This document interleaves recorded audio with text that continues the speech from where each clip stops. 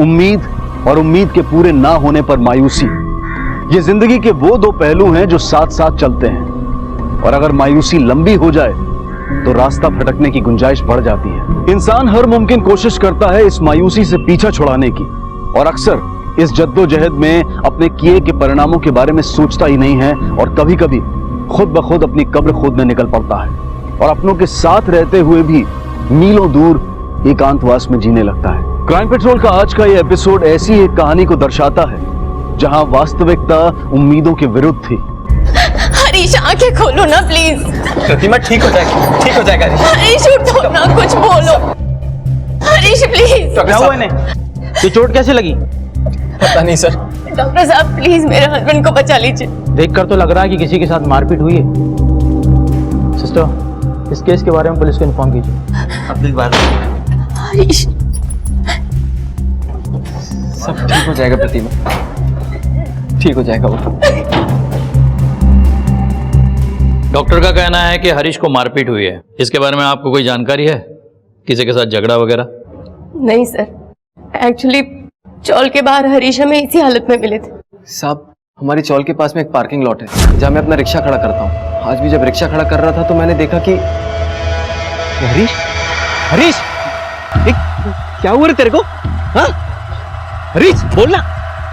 अरे कौन किया तेरे को ये? फिर मैंने प्रतिमा को फोन किया और मेरे रिक्शे में हम दोनों उसको यहाँ लेकर आ गए। आप कौन है इनके? साहब, वैसे तो पड़ोसी हूँ, पर प्रतिमा को अपनी सगी बहन से भी ज्यादा मानता हूँ। अच्छा, आपको किसी पे शक है जो इस तरह हरीश पे हमला कर सके? नहीं सर, हरीश बहुत शरीफ इंसान है। वो तो कभी कभी किसी से ऊंची आवाज में बात तक नहीं करता है। हरीश काम क्या करते हैं? फिलहाल कुछ नहीं चल रहा है सर, लेकिन कुछ सालों पहले तक हमारा कपड़ों का बिजनेस था। जब से वो फ्लॉप हुआ है कोई काम नहीं है। लेकिन हरीश रोज सुबह उठकर बाइक से काम ढूंढने जाते हैं सर। अच्छा, हरीश के पास बाइक है, फिर भी वो पैदल क्यों चल रहा था? और उसने अपने इस हालत के बारे में आपको फोन तक नहीं किया? नहीं सर, और जब हरीश हमें मिला ना तो बाइक थी और ना मोबाइल। हरीश का फोन नंबर बताइए जरा। 99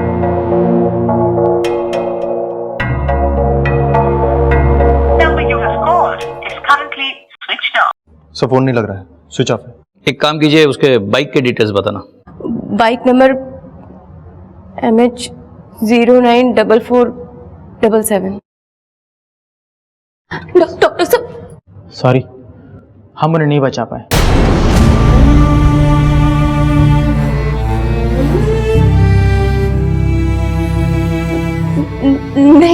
नहीं डॉक्टर साहब, ऐसा नहीं हो सकता। मेरा हरीश मुझे ऐसे छोड़कर नहीं जा सकता। आप प्लीज एक बार फिर से चेक कीजिए ना। बोलो ना इनको, वो ऐसे नहीं जा सकता। मुझे जो बोलो ना चेक करने के लिए, प्लीज बोलो ना। वो ऐसे नहीं जा सकता, हरीश ऐसे नहीं जा सकता मुझे छोड़ के। मात्रे, हमें इस बात की इंफॉर्मेशन है कि हरीश पे हमला हुआ था। वो किसने कब और कहाँ किया था इसका पता लगाना है। पहले तो उसकी मोटर बाइक ढूंढ लो और ये पता करो कि वो चाल तक मोटर बाइक पे आया था या किसी ने उसे छोड़ा था। ठीक है सर। और एक बात, ये हरीश कुछ काम धाम तो नहीं करता था, तो इसका पता करो कि उसका डेली रूटीन क्या था। हरीश की A to Z इंफॉर्मेशन निकालो। ठीक है सर।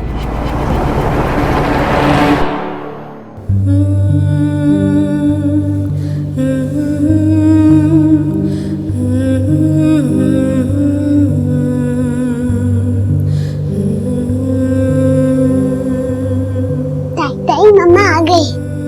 मम्मा, बाबा कहाँ है? मम्मा, आपने तो कहा था पापा को भी साथ में लेकर आएंगी। मम्मा, मम्मा, ये देखिए, मैंने अपने हाथों से पहना है। अच्छा लगा ना? मुझे पापा को दिखानी थी। मम्मा, पापा कहाँ है? वो आपके साथ नहीं आए? ये देखकर वो बहुत खुश हो जाएंगे।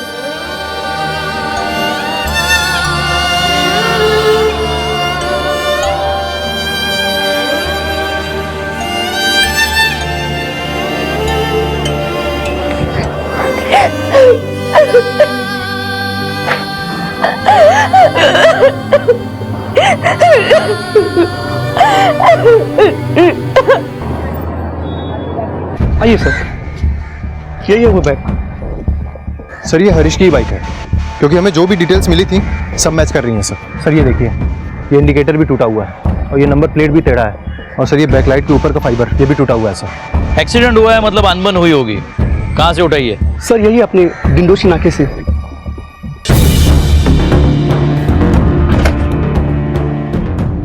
मात्र एक काम करते हैं, सर पहले आसपास के लोगों से पूछताछ करते हैं। इस आदमी को पहचानते हो? साहब ये तो वही आदमी है, कल 4 लड़कों के साथ इसका लफड़ा हो गया था साहब। कैसा लफड़ा? साहब पूरा गलती इसी का है, अपनी खटारा मोटरसाइकिल बीच रास्ते पे चला रहा था।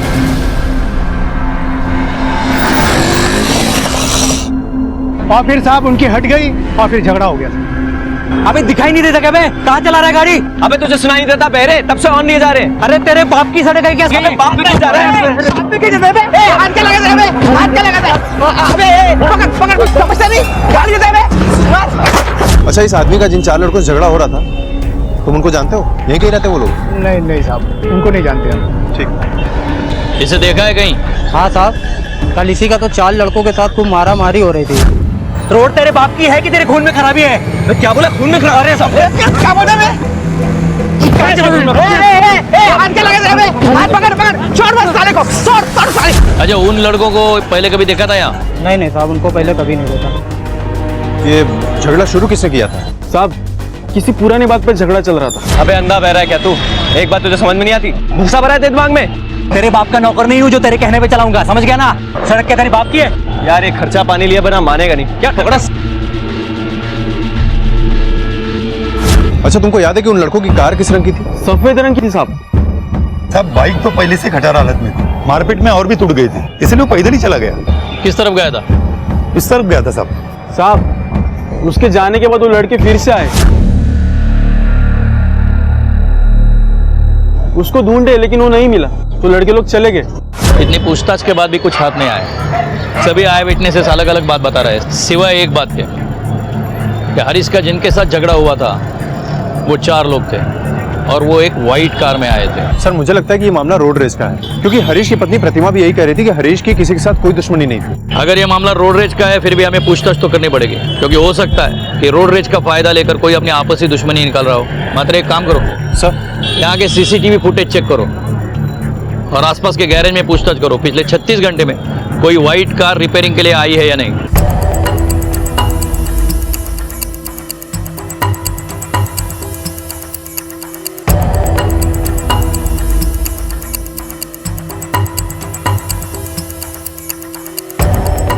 यहाँ तो ताला लगा हुआ है।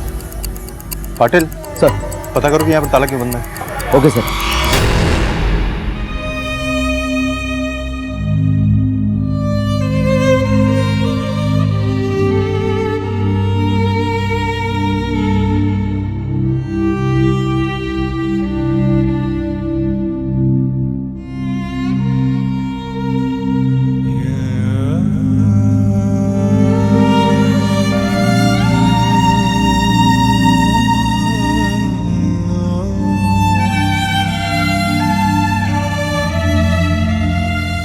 क्या देख रहे हो बेटा? पापा को देख रहे। मम्मा ने कहा ये हमारे पापा हैं। मामा, अगर ये हमारे पापा हैं तो हम इनसे कैसे बात करेंगे? वो हमसे प्यार कब करेंगे? वो हमें गले कब लगाएंगे? जब ये दिया बुझ जाएगा तो पापा कहाँ मिलेंगे? तुम्हारे पापा के नाम का दिया कभी कब बुझ गया है बेटा। हमें आपसे कुछ बात करनी है। हरीश का किसी लड़कों के साथ झगड़ा था क्या? कोई दोस्त, रिश्तेदार या बाहर वाला कोई?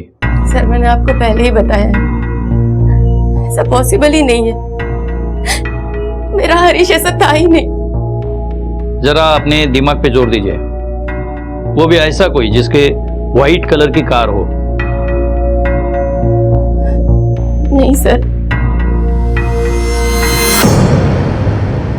सर, मैंने उस एरिया के सारे गैरेज में पूछताछ की है, सिवाय एक के, क्योंकि वो बंद था सर। और सर वहाँ के आसपास की दुकानों के सीसीटीवी फुटेज में भी हमें कुछ खास नहीं मिला है, क्योंकि क्राइम स्पॉट इनमें से किसी भी सीसीटीवी की रेंज में नहीं है। प्रतिमा और भरत भी अपने अपने बयां पर टिके हुए हैं। पता नहीं सच बोल रहे हैं या सच को छुपा रहे हैं। जो भी हो, पता तो लगाना ही होगा हरीश को किसने मारा।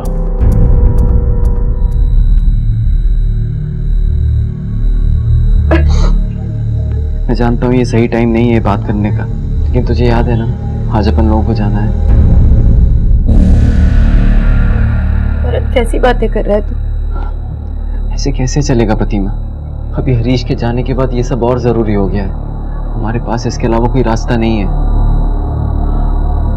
थोड़ा समझ, नहीं तो कभी नहीं बोलता तेरे को चलने को।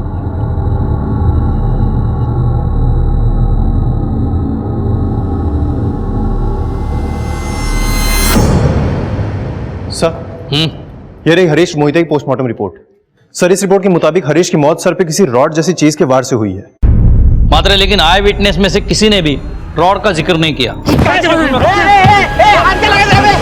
और आरटीओ वालों को हरीश की बाइक जहां मिली उस स्पॉट से हरीश की चौल करीबन 1 से 1.5 किलोमीटर दूर है।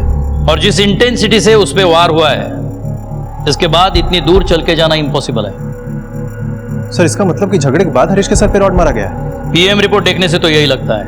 मतलब झगड़े के बाद लड़के चले गए होंगे, मारपीट में हरीश का मोबाइल गिर गया होगा, इसलिए वो किसी को फोन नहीं कर पाया। और जब वो घर की ओर बढ़ रहा था तो किसी ने पीछे से आकर उस पे रॉड से वार किया। लेकिन सर, एक बात समझ में नहीं आई, अगर हरीश का कोई दुश्मन था नहीं तो ऐसा कौन कर सकता है? शायद कोई अपना, क्योंकि किसी राह चलते आदमी पर क्यों कोई वार करेगा? मात्रे सर, भरत ने अपने बयान में कहा था कि हरीश को इतनी बुरी हालत में उसने सबसे पहले देखा था और उसके बाद उसने प्रतिमा को इन्फॉर्म किया था। मतलब हरीश को उस हालत में देखने वाला भरत के अलावा दूसरा और कोई नहीं था। शायद ऐसा भी हो सकता है कि पहले भरत ने हरीश पे वार किया और उसके बाद प्रतिमा को फोन किया और उस पर कोई शक न करे, इसलिए वो अपने ही ऑटो में हरीश को हॉस्पिटल ले गया। मादरे, इस भरत के सब डिटेल्स निकालो और उसके पहले क्राइम स्पॉट पे जाके इस बात का पता करो कि किसी आई विटनेस ने झगड़े के दौरान कोई रॉड देखा था या नहीं। ठीक है सर। हरीश की पोस्टमार्टम रिपोर्ट ने पुलिस के शक के दायरे को बढ़ा दिया। बेशक पुलिस के पास तमाम सवालों के जवाब नहीं थे, लेकिन यह तय था, यह बिल्कुल साफ था कि हरीश को जानबूझकर मारा गया था। पुलिस अब यह समझने की कोशिश कर रही थी कि हरीश की मौत के पीछे उसके साथ हुई रोड रेज की वारदात थी या फिर उसका कोई दुश्मन। कहीं प्रतिमा और भरत के बीच में जो कुछ चल रहा था वही तो इसका जिम्मेदार नहीं था। आखिर वो कौन सी मजबूरी और जरूरत थी जिसके आगे प्रतिमा ना चाहते हुए भी घुटने टेकने पर मजबूर थी? इस केस की परतें धीरे धीरे खुलनी शुरू हो चुकी थी। अब देखना यह था कि वो किसके ऊपर जाकर रुकने वाली थी। अच्छा, कल जो लफड़ा हुआ था उसमें किसी ने रॉड भी इस्तेमाल किया था क्या? नहीं साहब, रॉड तो नहीं था। अरे नहीं साहब, हथियार वगैरह कुछ नहीं चला, केवल लात भूतों से ही मारा मारी हो रही थी साहब। साहब, मैं तो ये लफड़ा नजदीक से देखा था, लेकिन रॉड बीट नहीं यूज किया था। ठीक। कड़े सर, इन सबको पुलिस स्टेशन लेकर चलो और इसके चार्टिस्ट से उन चारों लड़कों के स्केच बनवाओ। Okay sir. सर, किसी भी आई विटनेस ने उस लड़ाई झगड़े में रॉड या रॉड जैसी किसी भी चीज का इस्तेमाल होते हुए नहीं देखा है। इसका मतलब ये कंफर्म है कि हरीश पे हमला घर जाते हुए हुआ है और किसी जानने वाले ने हमला किया है, या फिर शायद जिनके साथ झगड़ा हुआ उन लोगों ने वापस आके हरीश पे हमला किया है। मात्र एक काम करो सर, झगड़े की जगह से लेकर हरीश के घर तक का रास्ता छान मारो, देखो कोई सबूत या खून का डब्बा वगैरह मिलता हो तो।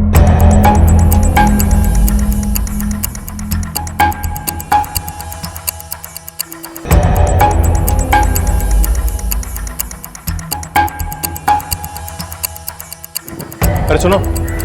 जी सर। ये भरत अपनी ऑटो कहाँ लगाता है? वहां लगा था। उस तरफ से देखो। सर, हमने पूरे रास्ते को अच्छे से चेक किया, लेकिन ना ही कोई सबूत मिला और ना ही कोई खून के निशान। हो सकता है खून रास्ते पे गिरा हो और बारिश की वजह से धुल गया हो। पॉसिबल है सर।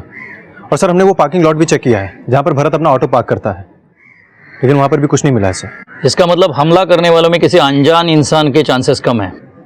मात्रे सर, भरत को टारगेट करो। हरीश का मार्केट का झगड़ा, उसका भरत को मिलना और भरत का उसे हॉस्पिटल ले जाने के टाइमिंग मैच करो। अगर कुछ लूपहोल मिले तो इसका मतलब हम सही जा रहे हैं। स्नेहा, आई अभी। मुझे बहुत दर्द हो रहा है। कुछ नहीं होगा, कुछ नहीं होगा। उठो, अच्छा उठो, कुछ नहीं होगा। आई है ना? यहाँ बैठो। बहुत दर्द हो रहा है। लेटो, कुछ नहीं होगा, कुछ नहीं होगा। स्नेहा आई है ना यहाँ? हाँ, कुछ नहीं होगा, आई है ना यहाँ पे? आई है ना स्नेहा? स्नेहा कुछ नहीं होगा, आराम से लेटो। स्नेहा, स्नेहा, स्नेहा, स्नेहा। बेटा लंबी सांस लो।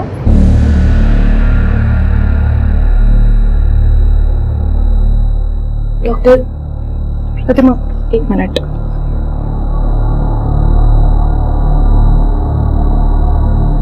देखो प्रतिमा, अब हम और वेट नहीं कर सकते, हमें इसका ऑपरेशन करना पड़ेगा जितनी जल्दी हो सके, वरना बहुत देर हो जाएगी। तुम जितनी जल्दी हो सके 2 लाख रुपए का इंतजाम करो और उसका ऑपरेशन करवाओ।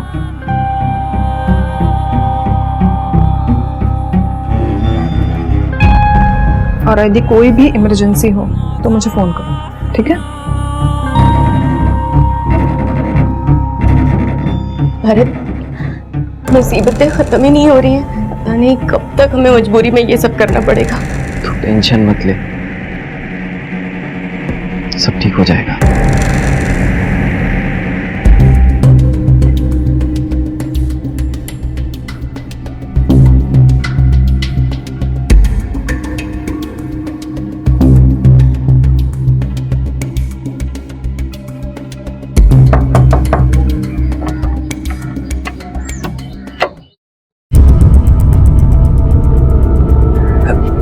आ जाओ मेरे बच्चों। क्या हुआ? आप प्लीज यहाँ से चले जाइए। अगर आई को पता चल गया कि आप यहाँ पे आए थे तो आई हमें बहुत डांटेगी।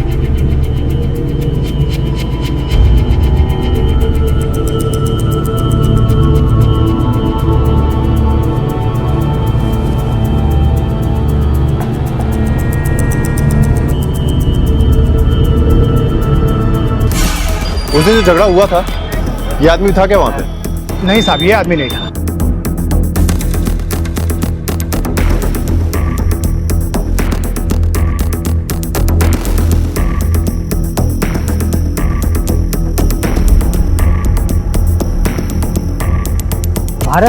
भारत बहुत अच्छा आदमी है साहब, ना किसी से झमेला करता है और ना किसी के झमेले में पड़ता है। अपने काम से काम रखता था।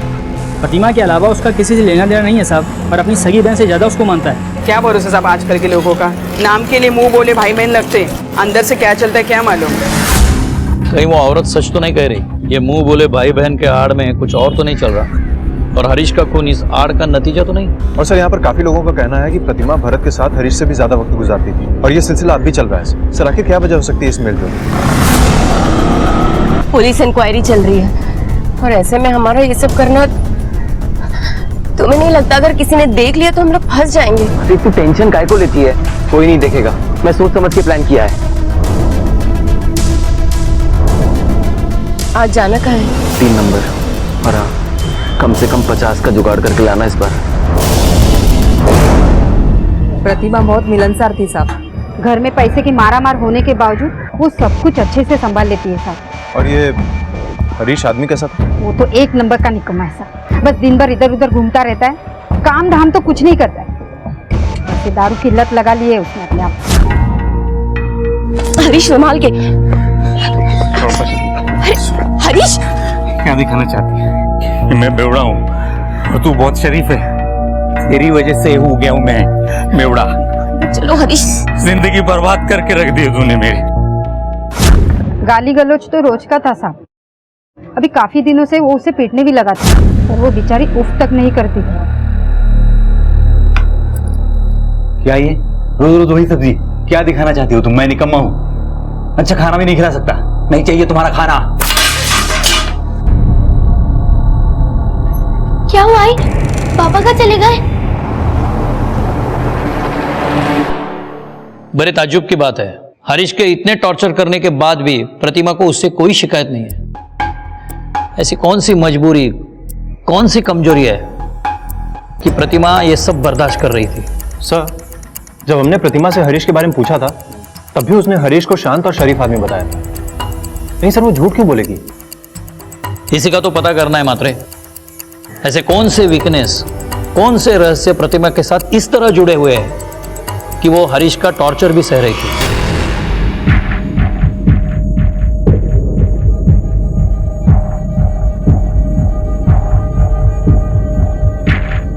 नाटक तो नहीं किया वो? नहीं। एक काम कर, ये पैसा संभाल के रख, ऑपरेशन के एडवांस के लिए काम आएंगे, ठीक है? सर, हरीश मोहिते का जिन 4 लड़कों के साथ झगड़ा हुआ था, उनके जो आई विटनेस थे, उनके आधार पर ये 4 लोगों के स्केच बन गए हैं। ठीक है, तुम जाओ। Excuse me sir. हेलो, अच्छा ठीक है, रखो। सर, एक इंफॉर्मेशन मिली है। सर, वो जो गैरेज उस दिन बंद था, सर जिस दिन लड़ाई झगड़ा हुआ उसी दिन एक कार आई थी वहां पर रिपेयरिंग के लिए। उस गैरेज से उस गाड़ी का नंबर मिल गया सर। आरटीओ से पता चला है कि वो कार किसी टोनी सैमुअल के नाम पर रजिस्टर्ड है।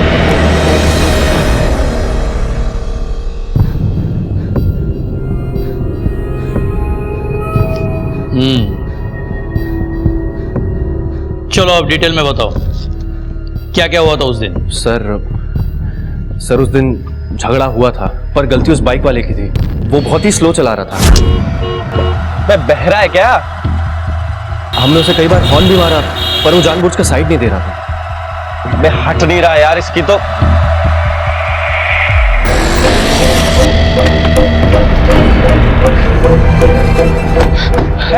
अबे दिखाई नहीं देता क्या बे? कहाँ चला रहा है गाड़ी? अबे तुझे सुनाई नहीं देता बहरे? तब से ऑन नहीं जा रहे। अरे तेरे बाप की सड़क है क्या? अबे बाप पे जा रहा है। हमने उसे मारा था, पर इतना भी नहीं कि उसकी जान चली जाए। पहली बार कम मारा, दूसरी बार कितना मारा? सर, दूसरी बार देखो, झूठ बोलने से फायदा नहीं है। आई विटनेसेस ने साफ कहा है तुम लोग वापस आए थे। बताओ। सर, एक्चुअली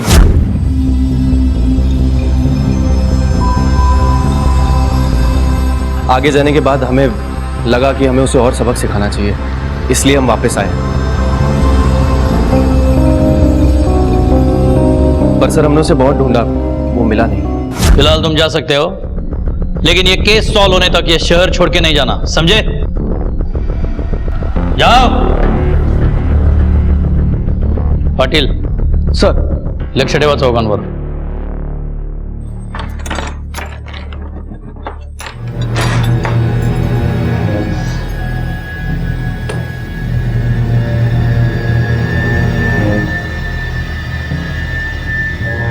मैं देख कर आती हूँ दोनों। स्नेहा, सायली, स्नेहा, भरत, वो स्नेहा और सायली दोनों ही ऊपर नहीं है। क्या? मुझे ये केस रोड रेज का नहीं लगता, ये किसी पर्सनल दुश्मनी का मैटर है। लेकिन सर, हरीश और प्रतिमा के बैकग्राउंड में तो ऐसा कुछ नहीं मिला है। सर, इन दोनों की लव मैरिज हुई थी और शुरुआत में सब कुछ ठीक भी चल रहा था।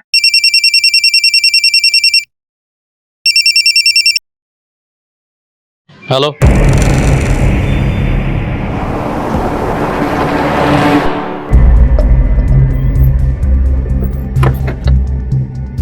हटाओ इनसे। चलो पीछे चलो, चलो पीछे। मेरी बच्चियां, मेरी बच्ची को ढूंढ के ला दो। रो मत रे, मिल जाएगी।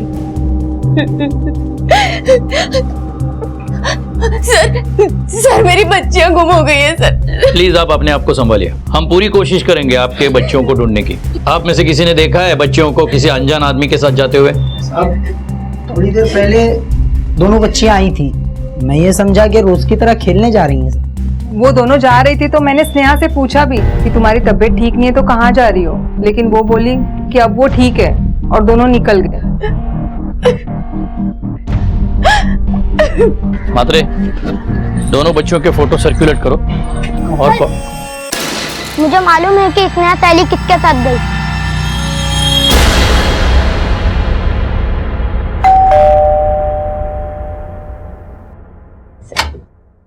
अरे ताई, कहाँ है मेरी बेटियां? कहाँ छिपा कर रखा है? हाँ? सायली, स्नेहा, बोल कहाँ है? ताई सुन मेरी बात।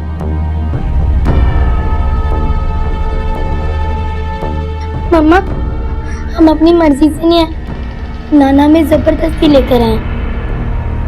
जानती थी मैं, मेरी बेटियों पर आपका कोई अधिकार नहीं, क्योंकि ये सिर्फ मेरी बेटियां नहीं है, उस हरीश की भी बेटियां हैं जिसे आपने कभी एक्सेप्ट नहीं किया। बच्चियों को किडनैप क्यों किया आपने? साहब, ये मेरी नातियां हैं, मैं भला इन्हें क्यों किडनैप करूंगा? मैं बस उन्हें थोड़ा घुमाना चाहता था, खुशियां देना चाहता था।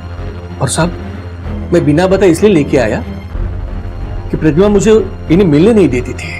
वाह, मैं आपको इनसे मिलने नहीं दूंगी तो आप मेरी बेटियों को किडनैप कर लेंगे। काय बोलती तू? बाबा है वो हमारे। बाबा होंगे वो तेरे, मेरे बाबा नहीं है। और मेरे पति को एक्सेप्ट नहीं किया, मैं उसे एक्सेप्ट नहीं करती। अरे वो निकम्मा था इसी लायक। Shut up! बिल्कुल बकवास नहीं। वो इस दुनिया में नहीं है, इसका मतलब ये नहीं है कि तू उनके बारे में कुछ भी बोलता जाएगा। तू क्या, कोई भी कुछ भी कहे मैं बर्दाश्त नहीं करूंगी। चलो यहां से।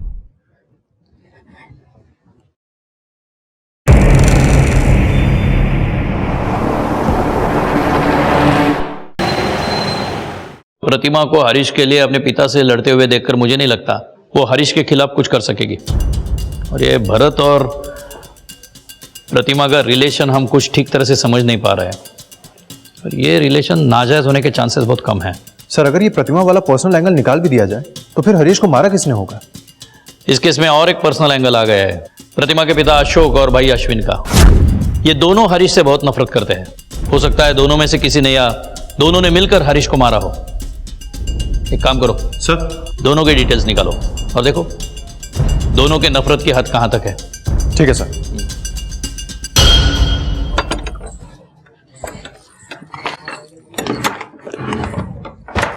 स्नेहा, साइली, देखो आई क्या लेकर आई है, जल्दी आओ। साइली, कपड़े और ये देखो खिलौने भी हैं। ये मैं लूंगी। ओके, और चॉकलेट भी है।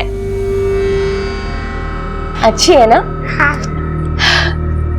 मेरा लड्डू बेटा, आई ना तुम्हारी हर चीज का ख्याल रखेगी, स्नेहा का इलाज कराएगी, और तुम दोनों को जो कुछ चाहिए आई से कहना, हाँ? लेकिन कभी भी किसी से भी बाहर वाले से नहीं लेना, नाना से भी नहीं। अरे वाह,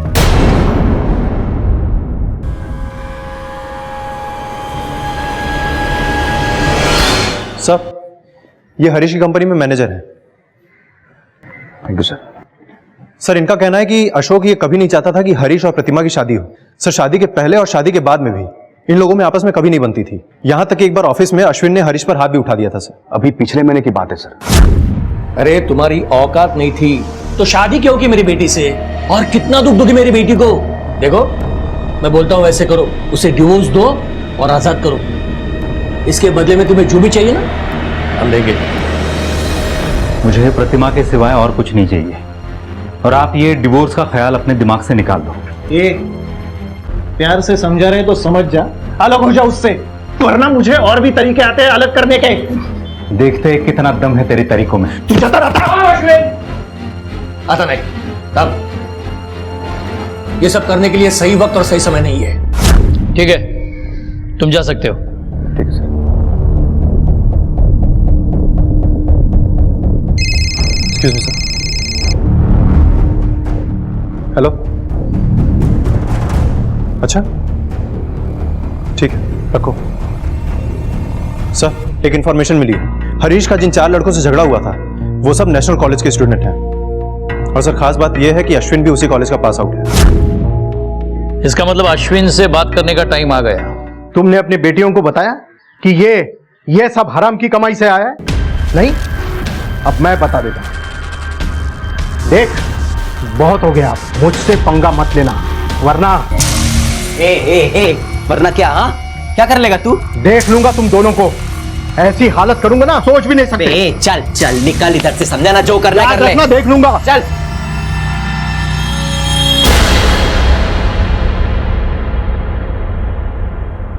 नहीं सर,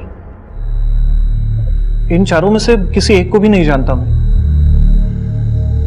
ये तो अभी कॉलेज में है, मुझे कॉलेज पास आउट होके काफी समय हुआ है। रही बात हरीश पे हाथ उठाने और उसे धमकी देने की, सर वो सब मैंने गुस्से में कहा था सर, क्योंकि मैं मेरी बहन से बहुत प्यार करता हूँ और उसे इस तरह तकलीफ में नहीं देख सकता था।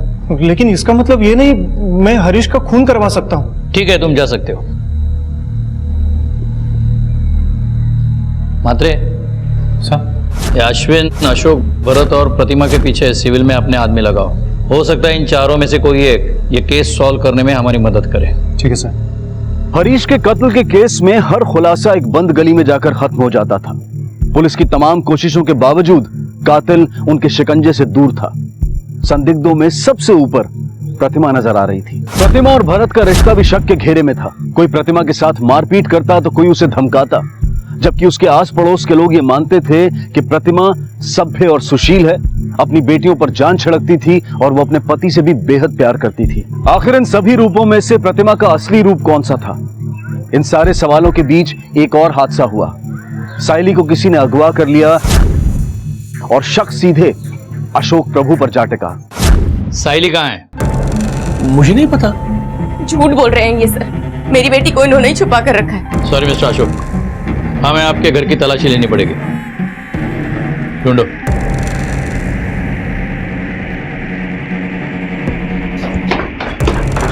कर दे। काही सापडला? नाही साहेब, काय नाही सापडलं। सर कुछ नहीं मिला। जैसे तुम अपनी बेटियों के लिए तड़प रही हो ना, वैसे मैं भी तुम्हारे लिए तड़प रहा हूं। बेटी, मैं तुम्हारा बाप हूं, दुश्मन नहीं। मैं भी एक मां का दुख दर्द समझ सकता हूं।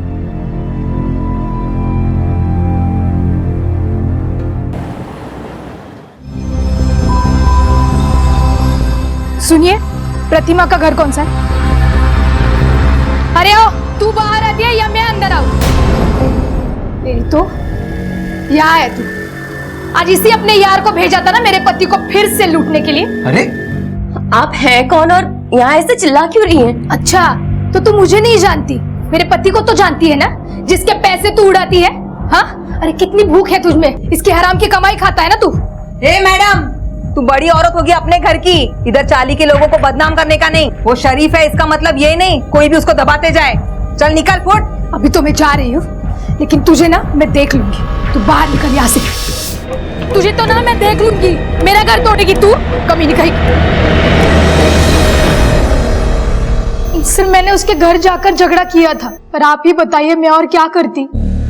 मुझे आज भी यकीन है कि वो मेरे पति को अपने झांसे में फंसा रही है। ये बात आप अपने मन से बना रही है या ऐसी कोई बात आपके पति ने मान भी ली है? सर, दुनिया का कौन सा पति अपने मुंह से बोलेगा कि वो बाहर गोबर खा रहा है? प्रतिमा को जानते हो आप? कौन प्रतिमा सर? देख, तेरी बीवी ने सब उगल दिया है, इसलिए जितना छुपाएगा उतना ज्यादा फंसेगा। चलो सच सच बोल, क्या चल रहा है तेरा प्रतिमा के साथ? सर, आप जो सोच रहे हो वैसा कुछ नहीं चल रहा है, उल्टा मैं फंसा हुआ हूँ। फंसा हुआ मतलब? कुछ महीने पहले प्रतिमा मेरी दुकान पर आई थी। आइए मैडम। हेलो, एक्चुअली मेरे भाई की शादी है, तो होने वाली दुल्हन के लिए ज्वेलरी बनवानी थी। हाँ हाँ, अभी दिखाता हूँ। भाई साहब, एक प्रॉब्लम है छोटी सी। ज्वेलरी मम्मी की पसंद की बनवानी और मम्मी बेड रिडन है। क्या ऐसा हो सकता है कि आप शॉप से ज्वेलरी लेकर घर आ जाएं और वो वहीं पर पसंद कर लें?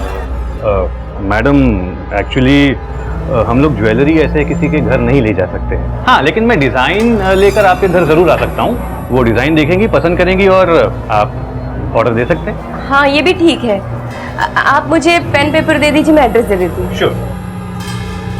हाँ मैडम जी, आज की तारीख के सारे लेटेस्ट डिज़ाइन मैंने आपके लिए लाया है, तो जल्दी से अपनी माताजी को बुला लीजिए, मुझे थोड़ी देर भी हो रही है। माताजी तो है नहीं और उनकी जरूरत भी नहीं है।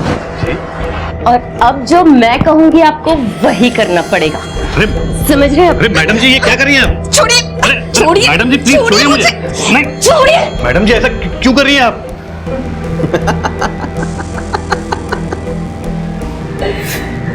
सही लग रहा है ना तू? हाँ, देख, तेरी बहुत फोटो है साल में मेरे पास। अभी पैसा देगा या पुलिस में जाऊं? तेरी बीवी को दिखाऊं? नहीं, ऐसा बिल्कुल मत करना। चुप। तब से वो दोनों मुझे ब्लैकमेल कर रहे हैं सर। कितने पैसे मांगते हैं? 20-50 हज़ार से ज्यादा नहीं मांगते सर। वो मेरी मेहनत की कमाई को ऐसे लूट रहे हैं। अच्छा, तो तुम्हारी मेहनत की कमाई बचाने के लिए पुलिस के पास क्यों नहीं आए? अगर नाम खराब होगा तो धंधा भी खराब होगा ना सर। मात्र मुझे नहीं लगता हीरामन झूठ बोल रहा है, लेकिन उसके पास उसके इनोसेंट होने का कोई सबूत नहीं है। मुझे लगता है हमें प्रतिमा और भरत से और पूछताछ कर लेनी चाहिए। हाँ, लेकिन उसके पहले साइली का पता लगाना जरूरी है। Excuse me sir. हेलो, क्या? ठीक है, हम आते हैं। सर, प्रतिमा का कॉल था, उसको साइली के किडनैपर का फोन आया था। Ransom call? Yes sir. फटाफट नंबर लो और कॉल ट्रेस करवाओ। ठीक है सर।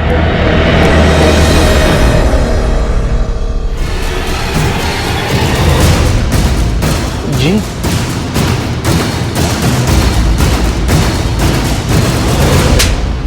हाँ सर, मैंने बच्ची को किडनैप किया था, लेकिन मैंने उसके साथ कोई बदतमीजी नहीं की, बल्कि उसे खाना खिलाया, चॉकलेट भी दी। आप चाहे तो बच्ची से पूछ सकते हैं। अच्छा, तो बच्चे को खाना और चॉकलेट खिलाने के लिए किडनैप किया तुमने? हाँ, बोलना। नहीं सर, उसकी माँ के पास मेरे कुछ फोटो है जिसके जरिए वो मुझे ब्लैकमेल करती है। मैं बस वो फोटो लेना चाहता था। लगता है तुम्हारे पास बहुत पैसा है। क्या काम करते हो तुम? सर, गोरख भी हीरामन की तरह ज्वेलर है। भरत और प्रतिमा ने इसे भी हीरामन की तरह फंसाकर ब्लैकमेल करके पैसा लिया था। हम गरीब लोग हैं साहब, खाने तक के वांदे रहते हैं कभी कभी। ये ज्वेलर फिलर से हमारा क्या वास्ता साहब? और मैं तो इन दोनों का नाम भी पहली बार सुन रहा हूँ। ज्यादा होशियारी नहीं, समझे? तुम दोनों के कॉल रिकॉर्ड्स हैं हमारे पास, उसमें साफ पता चलता है तुम दोनों ने ही उन लोगों को कांटेक्ट किया था। चल अब बिना मार खाए बोल, सच बोल, चल। सर, हम लोगों ने ही ब्लैकमेल किया था उन लोगों को, लेकिन किसी लग्जरी के लिए नहीं सर, मजबूरी में किया था। हाँ, तुम्हारी मजबूरी है और काली करतूतों का पता हरीश को चल गया था, इसलिए दोनों ने मिलकर उसे मार डाला। नहीं साहब, नहीं, हम उसको नहीं मारे साहब, मैं सच कह रहा हूँ। सर, हरीश मेरा हस्बैंड था, बहुत प्यार करती थी मैं अपने पति से, और उसी को मारकर खुद को विधवा और अपने बच्चों को यतीम तो नहीं करूंगी ना मैं। जब मुझे पता चला स्नेहा के दिल में छेद है तो मैं ये बात हरीश को बता नहीं पाई। उसके इलाज के लिए बहुत सारे पैसे चाहिए थे सर, और मजबूरी में मैंने खुद ये रास्ता चुना। साहब, प्रतिमा मेरे लिए सगी बहन से भी ज्यादा है। मैं उसको ऐसे कैसे तकलीफ में देखता? कमाई ज्यादा थी नहीं कि उसकी मदद कर पाता, इसलिए मैंने ही उसको ये रास्ता सुझाया था। पर साहब, हम सच बोल रहे साहब, हमने हरीश को नहीं मारा साहब।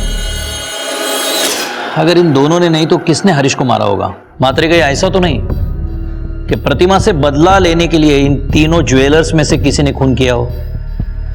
एक काम करो सर, तीनों का कच्चा चिट्ठा निकालो। तीनों विक्टिम्स में से कोई एक क्रिमिनल हो सकता है। ठीक है सर।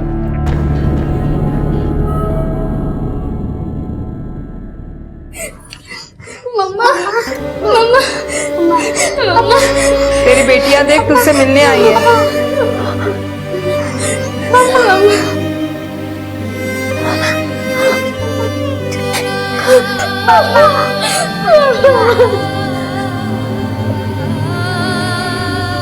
बहनी, इन दोनों को यहाँ से ले जाइए। मैं नहीं चाहती कि ये दोनों अपनी माँ को इस हालत में देखें और सारी जिंदगी शर्मिंदा होकर जी। प्लीज इन दोनों को ले जाओ यहाँ से, ले जाओ प्लीज। हेलो, ठीक है सर। हरीश का फोन जो इतने दिनों से बंद था वो ऑन हो गया है। जोगेश्वरी स्टेशन के बगल में एक मोबाइल शॉप है, वहीं पर कोई उसे बेचने आया था सर।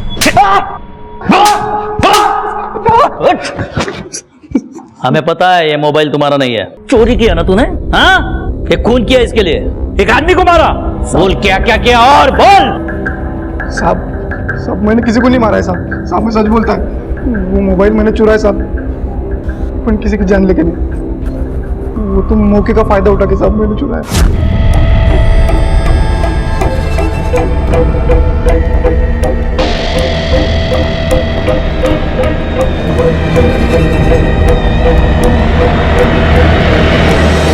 तुझे क्या लगता है तेरी बात पे हम विश्वास करेंगे? हाँ साहब, मैं उसे क्यों मारूंगा साहब? पर साहब, मैं जानता है उसको कौन मारा है। वो सब लोग जाने के बाद मैं उधर दिंडोशी के नाके पे था साहब, वापस घर जाने के लिए निकला था। तो वहाँ पे सुनसान गली पड़ती है साहब, वहाँ पे रिक्शा वाले ने ब्रेक मार कर साइड में रुका है साहब। वो रिक्शा का ड्राइवर नीचे उतरा साहब और एक आदमी के सर पे रॉड से मारा साहब।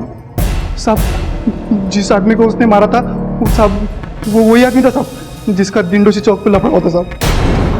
उसका वो मोबाइल था साहब। मैंने नहीं मारा साहब किसी को, साहब मैंने नहीं मारा साहब। सर वो सिर्फ एक एक्सीडेंट था, हम हरीश को मारना नहीं चाहते थे। और ये सारी बातें मैं आपको पहले ही खुद बता देती, लेकिन फिर अपनी बेटियों के बारे में सोचा, अगर मुझे कुछ हो जाएगा तो उनका कौन सहारा होगा। साहब हरीश की हालत देख के ही मैंने प्रतिमा को उधर बुलाया था। हम लोग उसे हॉस्पिटल लेके ही जा रहे थे। हरीश आंखें खोलो ना। Bharat fast, please fast. Harish ठीक हो ना? कहाँ लेके जा रहे हो मुझे? हॉस्पिटल जा रहे हैं। अपनी हालत तो देखो तुम। मेरी हालत ऐसी है कि मेरे सामने तुम अपने यार के साथ घूम रही हो और मैं कुछ नहीं कर पा रहा हूँ। क्या बोल रहे हो तुम? हरीश भाई क्या बोले जा रहे हो आप? सर फोड़ दूंगा तेरा। क्या मुझे पता नहीं तेरे और इसके बीच में क्या चल रहा है? भाई बहन की आड़ में क्या गुल खिला रहे हो तुम? अगर इतनी ही आग लगी है ना तो भाई बहन के रिश्ते को क्यों बदनाम कर रहे हो? हरीश प्लीज चुप हो जाओ, मैं तुम्हारे हाथ जोड़ के अपनी बकवास बंद कर दो। अभी दिखाता हूँ तुम्हें बकवास क्या होती। डॉक्टर ने उसका ट्रीटमेंट तुरंत स्टार्ट किया, लेकिन थोड़ी देर बाद ही डॉक्टर ने आके बताया हरीश इस दुनिया में नहीं रहे। हरीश का वापस आना तो पॉसिबल नहीं था, इसलिए अपनी दोनों बेटियों के बारे में सोचकर मैंने खुद को बचाना ठीक समझा सर। माना कि तुम दोनों की नियत नहीं थी उसे मारने की, लेकिन खून तो हुआ है। और हाँ प्रतिमा, कभी कभी अपनों को नफरत का चश्मा उतार कर देखना सीखो। तुम्हारे पिता और भाई दोनों को तुम्हारी बहुत फिक्र है, और तुम्हारे बेटियों की भी। रादर तुम्हारी दोनों बेटियां अब उन्हीं के पास है और वो पूरी जिम्मेदारी से उनका ख्याल रख रहे हैं। प्रतिमा को ब्लैकमेलिंग, एक्सटॉर्शन और हरीश के कत्ल की सच्चाई छुपाने के लिए और भरत को ब्लैकमेलिंग और हरीश के कत्ल के लिए गिरफ्तार किया गया।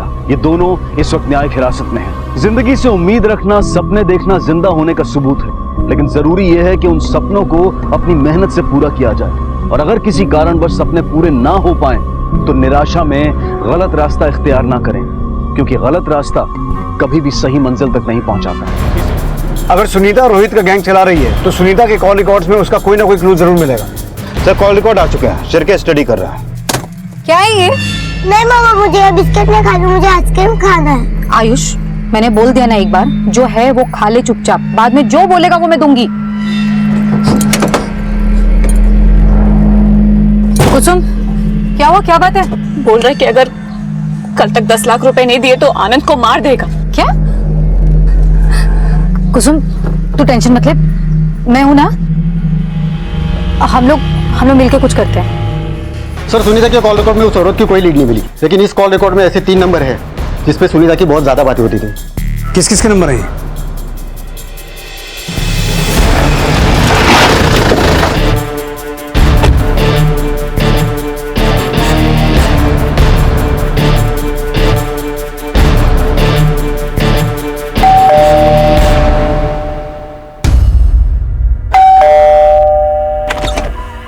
जी गुरबंश सोडी आप ही हैं?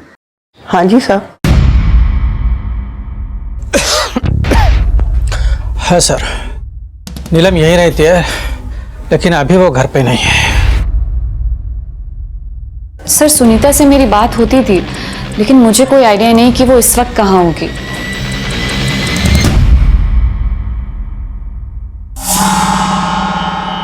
हम इस औरत के मर्डर के सिलसिले में सुनीता को ढूंढ रहे हैं। क्या आप जानती है ये औरत कौन है? नो सर, मैं इसे नहीं जानती। नहीं साहब, मैं इसे नहीं जानती। और इसे? नहीं सर, मुझे तो घर पहुंचने में अभी 4 से 5 घंटे लग जाएंगे। अच्छा, आप शाम 5 बजे तक गोराई पुलिस स्टेशन आ सकती हैं क्या? 5 बजे कोशिश कर सकती हूँ सर, लेकिन अच्छा होगा कल सुबह आकर मिलूं। आप सुनीता को कब से जानती हैं? वो सर, मैं सुनीता से 6 महीने पहले भाईंदर के काशी टेम्पल में मिली थी, वहीं सत्संग में हमारी दोस्ती हो गई थी। और क्या जानती है सुनीता के बारे में आप? साहब वो दुनियादारी के झंझटों से तंग आ गई थी, इसलिए मंदिर के सत्संग में आती थी। सुनीता कहती थी कि उसका पति उसे बहुत मारता था। बेचारी अकेली अपने बच्चे को पाल रही है। साहब वो अपने बेटे के लिए बहुत चिंतित रहती थी।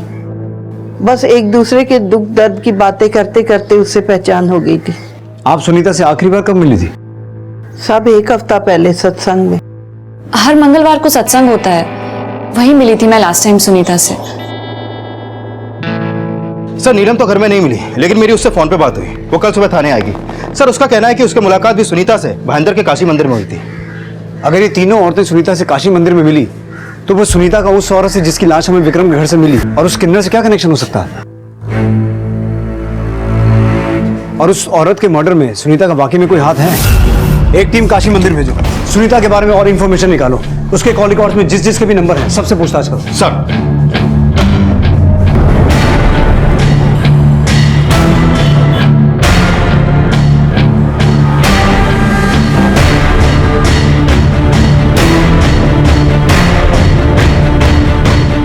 पुलिस सुनीता से जुड़ी हर इंफॉर्मेशन जुटा रही थी। गुरबंश का पूजा की लाश को ना पहचानना, नीलम का किन्नर के रूप में पूजा के साथ देखा जाना और सुनीता का अचानक गायब हो जाना, ये सारे राज इन चारों महिलाओं से जुड़े थे जो अब कुसुम के घर एक दूसरे के साथ मौजूद थी।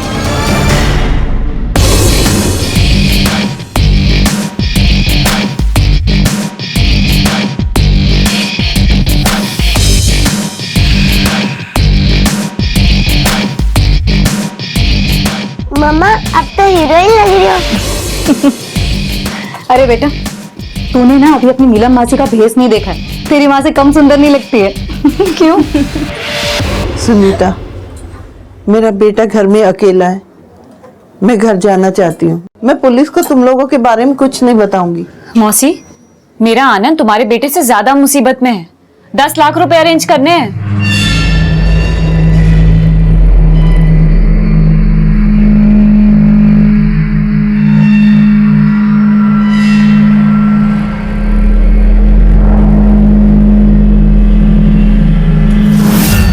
सर सुनीता के कॉल रिकॉर्ड निकलवाने के बाद उसका फोन कल रात एक बार ऑन हुआ था और उसके फोन से हिस्ट्री शीटर आशुतोष त्यागी को फोन किया गया था। आशुतोष त्यागी? हाँ सर। इसका मतलब है रोहित जुगराज ही नहीं, सुनीता का आशुतोष त्यागी से भी कोई कनेक्शन है? सर कहीं ऐसा तो नहीं कि वो किन्नर वो भी इनके क्राइम पार्टनर हो? शायद इसी वजह से उस औरत की मिसिंग कंप्लेंट कहीं पे दर्ज नहीं हुई।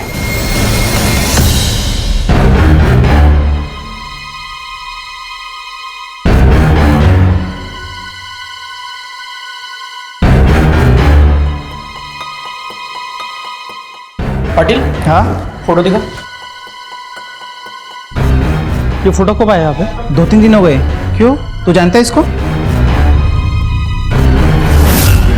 वो गांव गई है अपने भाई के यहाँ।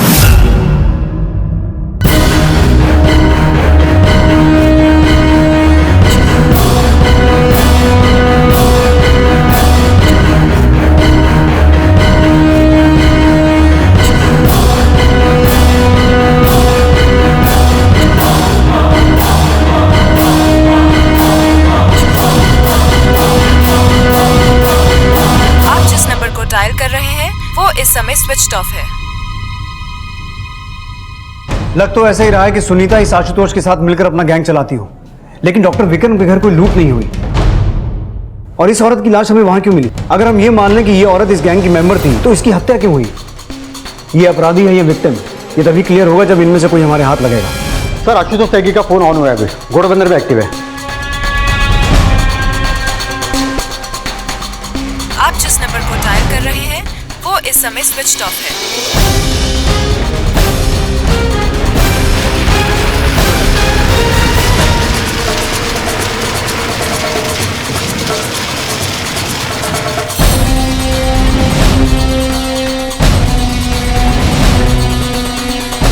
ठीक है सर, आशुतोष का फोन अभी भी बंद हुआ है, लेकिन अभी तक उसका फोन उसी एरिया में एक्टिव था।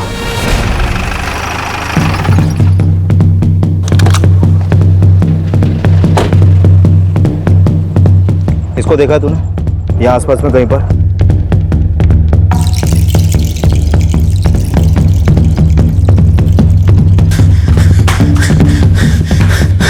अरे त्यागी भाई, पुलिस पहुंचने वाली, निकल लो यहाँ से।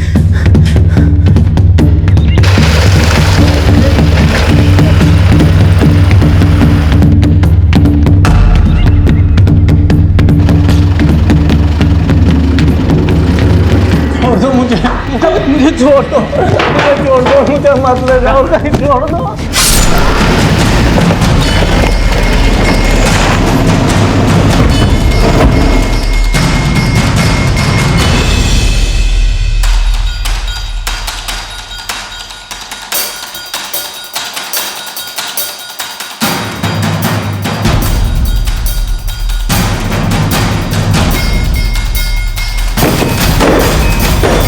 लगता है अभी थोड़ी देर पहले इसका मर्डर हुआ है। शिंदे, पीछे की तरफ चेक करो जल्दी। सर।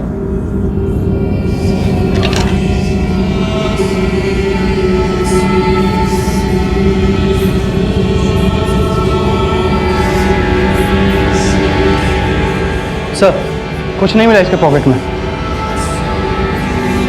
शिंदे, ऐसा लगता है इसे यहाँ किडनैप करके रखा गया था। शायद ये कांड आशुतोष और सुनीता ने मिलकर किया है। इसकी फोटो हर पुलिस स्टेशन में भेजो। देखो इसकी कोई मिसिंग कंप्लेंट है क्या, और इसकी फोटो हर अखबार में छपवाना। मुझे लगता है इसकी पहचान करके हम आशुतोष और सुनीता तक पहुंच सकते हैं। सर। हाँ बोल छिरके। सर, विरार पुलिस स्टेशन से फोन आया था। जिस औरत की लाश हमें डॉक्टर विक्रम के बंगलों में मिली थी वो विरार की है। पूजा सोडी नाम है उसका। पूजा सोडी? उसका गुरवंश सोडी से कोई कनेक्शन है क्या? हाँ सर, वो गुरवंश की बहू है। और सर वो भी भाईंदर में काशी टेम्पल जाती थी। सर अभी गुरुवंश का फोन भी बंद आ रहा है।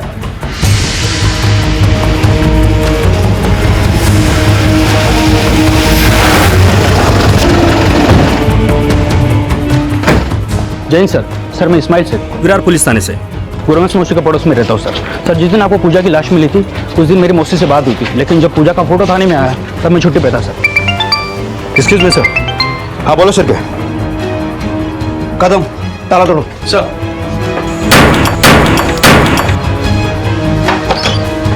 कदम हाथ में दबा सर।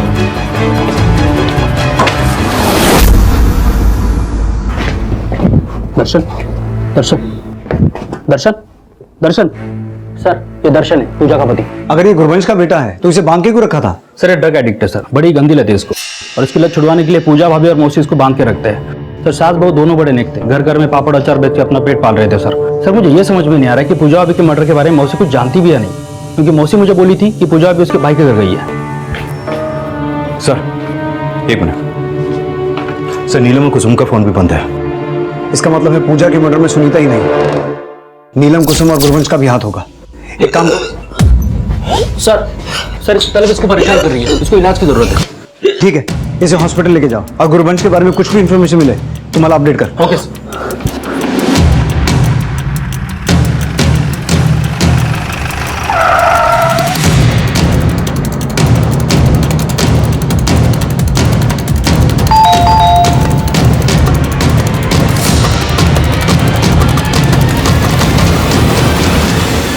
जी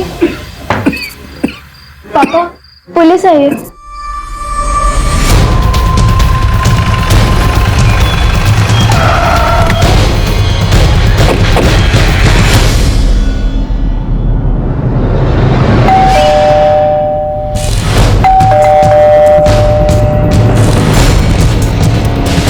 शिरके, लगता है अंदर कोई नहीं।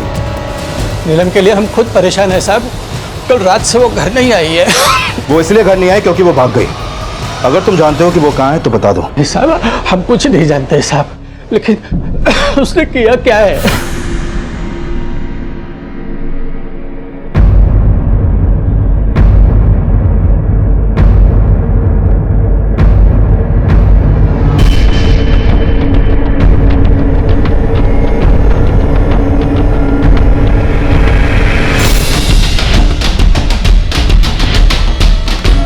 इस आदमी को पहले कभी नहीं देखा। कुसुम जब निकली उसके साथ 3 औरतें और एक बच्चा भी था।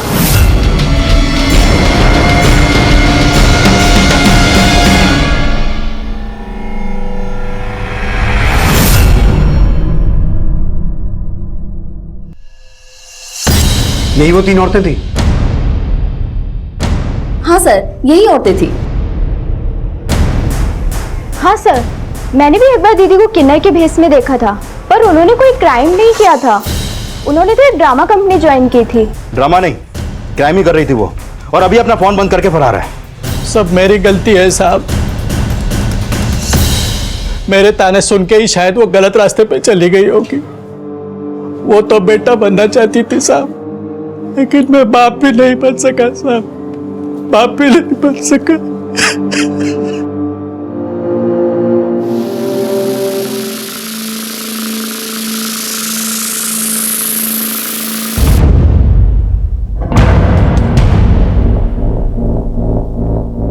व्हाट? वो किन्नर नीलम है? जी सर, लेकिन नीलम के घर से कोई लीड नहीं मिला।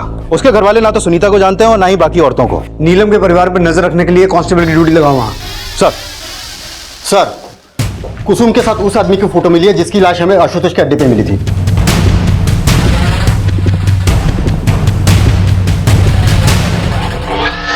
सर ये तो आनंद है, कुसुम का पति। कुसुम का पति? ये लोग यहाँ कब से रह रहे हैं? पिछले 5-6 महीने से। सुनीता, कुसुम, नीलम और गुरबंश, इनसे जुड़ी हर इंफॉर्मेशन निकालो। इनकी फोटो हर एक पुलिस स्टेशन में सर्कुलेट करवाओ और बांद्रा पुलिस से कहो कि रोहित के फरार साथी मुन्ना की केस फाइल भेजें। रोहित ने हमें बताया था कि सुनीता कर्नाटका से है। तब वो कर्नाटका में कहीं की है? तो कर्नाटका पुलिस हेडक्वार्टर में सुनीता की फोटो भेजो और इसके पति के बारे में इंफॉर्मेशन निकालो।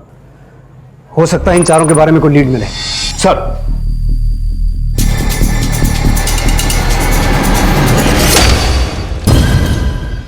मौसी मौसी मुझे चॉकलेट चाहिए, चलो ना बाहर। हाँ बेटा, कोई चॉकलेट वॉकलेट नहीं मिलेगी, और अगर आज रास्ते में तंग किया ना तो। सुनीता, अगर चॉकलेट नहीं मिली तो रास्ते में परेशान करेगा ये। मैं लेकर आती हूँ ना। नीलम संभाल के जा। हाँ मैं भी जाती हूँ इसके साथ। नहीं मौसी, आप लोग को ही। नीलम तू जा संभाल के।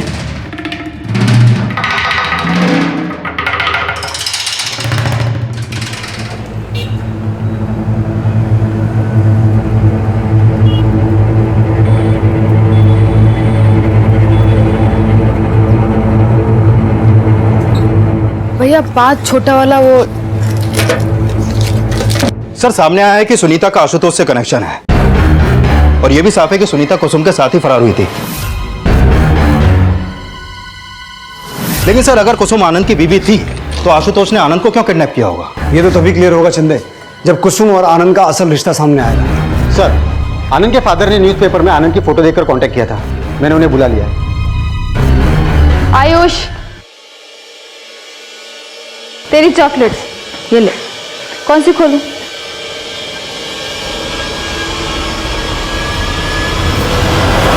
बोल।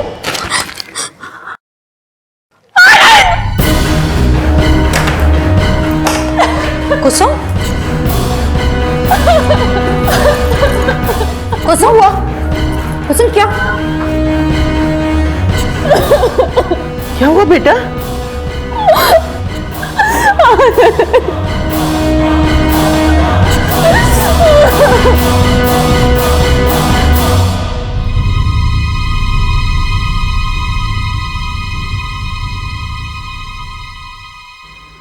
आनंद!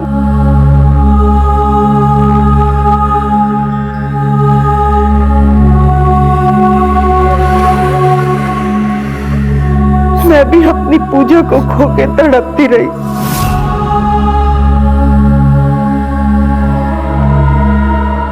अब अपने बेटे को भगवान के भरोसे छोड़ के आई हूँ। तू भी अपनी किस्मत से समझौता कर ले। सुनीता, फिर आज का प्लान कैंसिल करते हैं? नहीं, बिल्कुल नहीं। अगर आज का प्लान कैंसिल कर दिया ना तो सबकी किस्मत फूट जाएगी। और इस समय हमें सिर्फ अपने बारे में नहीं बल्कि एक दूसरे के बारे में सोचना चाहिए। अरे मेरा भी बेटा है और मुझे भी अपनी ही नहीं, इस मासूम के भविष्य की भी फिक्र है। साहब, उस कुसुम ने मेरे बेटे की जिंदगी तबाह कर दी। कुसुम रहने वाली कहाँ की है? उसके पेरेंट्स कौन है? कुसुम सेठ राजेश दाभोलकर की बेटी है सर। कुसुम मेरे आनंद से प्यार करती थी, लेकिन जब ये बात सेठ राजेश दाभोलकर को पता चली तो कुसुम मेरे बेटे को भगा ले गई साहब। मुझे लगता है इसी खुंदत में आकर राजेश दाभोलकर ने मेरे बेटे को मरवाया होगा सर। राजेश दाभोलकर का नंबर और एड्रेस दीजिए हमें।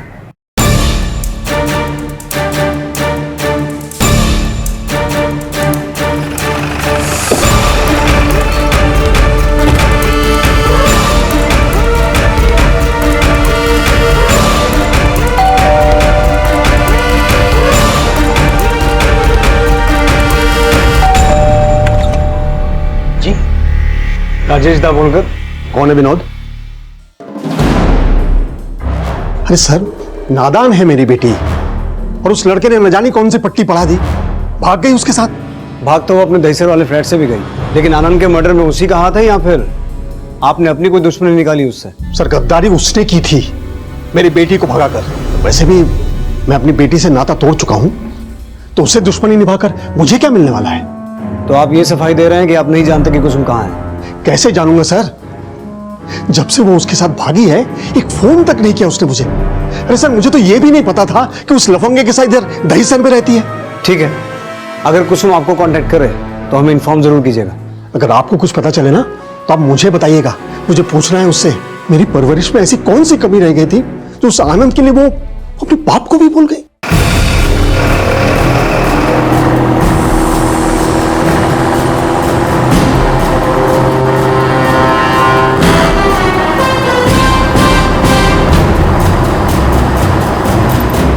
इस राजेश दाभोलकर का फोन सर्विलेंस पे डालो। हो सकता है कुसुम उससे हेल्प मांगने के लिए कांटेक्ट करे। Okay sir.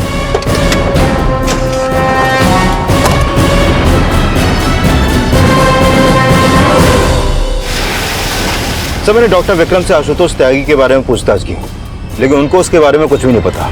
ये डॉक्टर हर चीज के बारे में ना ही बोलता है। लेकिन सर, उनके खिलाफ कुछ मिला भी तो नहीं है, और ये भी समझ में नहीं आ रहा कि उनके घर में पूजा की लाश मिलने का चक्कर क्या। और अगर पूजा के मर्डर में आशुतोष और सुनीता का हाथ है, तो फिर गुरबंश सुनीता का साथ क्यों दे रही है? जबकि इस्माइल और गुरबंश के बाकी पड़ोसियों का कहना यह है कि गुरबंश तो पूजा पे अपनी जान छिड़कते थे। जान तो शायद कुसुम भी छिड़कती होगी आनंद पर, इसीलिए उसने अपने बाप को छोड़ा। लेकिन आनंद के मर्डर में कनेक्शन निकला आशुतोष त्यागी का। कहीं ऐसा तो नहीं कि सुनीता ने आशुतोष से कुसुम के पति को अगवा करवाया और ये सोचा कि कुसुम अपने पति को छुड़वाने के लिए अपने अमीर बाप से पैसा ले आएगी, और शायद इसी तरह गुरबंश को अपनी किसी चाल में फंसा के उसने उसकी बहू पूजा का मर्डर करवाया। हो सकता है सर, क्योंकि सुनीता की क्रिमिनल हिस्ट्री है। आशुतोष त्यागी और रोहित जुगराज जैसे क्रिमिनल से उसका कनेक्शन साफ है। लेकिन सर, नीलम, कुसुम और गुरबंश, इनका कोई क्रिमिनल बैकग्राउंड नहीं है। सर, भले ही कुसुम रईस बाप की बेटी है, लेकिन नीलम और गुरबंश ये दोनों बहुत जरूरतमंद औरतें हैं। हो सकता है सुनीता ने उनकी इसी मजबूरी का फायदा उठाया हो और उन्हें किसी तरह से फंसा के अपने गैंग में शामिल कर लिया हो। यह भी हो सकता है शिंदे कि सुनीता ने उनसे अभी तक ऐसे क्राइम करवाए हों जो अभी तक सामने ही नहीं आए।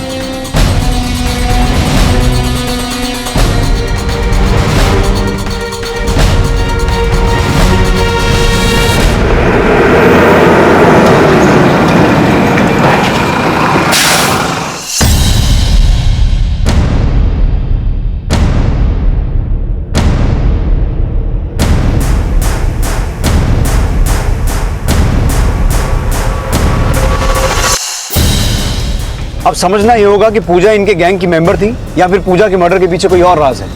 शिंदे, पिछले कुछ दिनों के अनसॉल्व्ड केसेस को स्टडी करो। हो सकता है इन औरतों का उन केसेस में कोई कनेक्शन सामने आए। सर,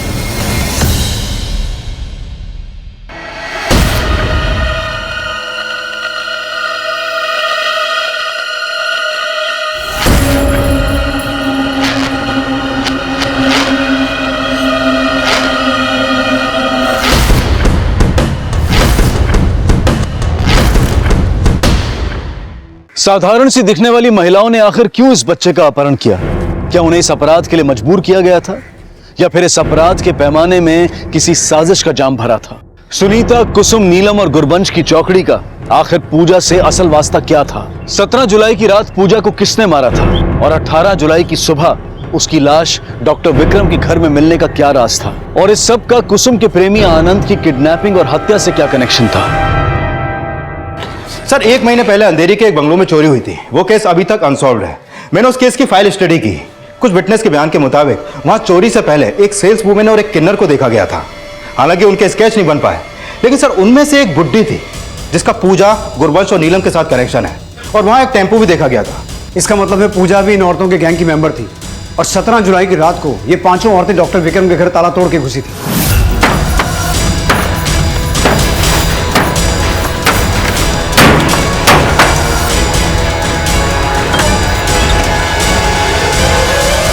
लेकिन सर, डॉक्टर विक्रम के घर में तो कोई लूट नहीं हुई, और सवाल अब भी बना हुआ है कि अगर पूजा उनके गैंग की मेंबर थी तो उसका मर्डर क्यों हुआ? सुनो इधर, रुको। सर, मेरा बेटा राहुल अभी तक स्कूल से वापस नहीं है। मैंने स्कूल और स्कूल के आसपास सब जगह पता कि कहीं कुछ पता नहीं चला। सर, क्या उम्र आपके बेटे की? सर 6 साल है। ठीक है, अपने बेटे की photo, school, class, roll number सब डिटेल दीजिए, हम पता करते हैं। शिंदे चल आइए।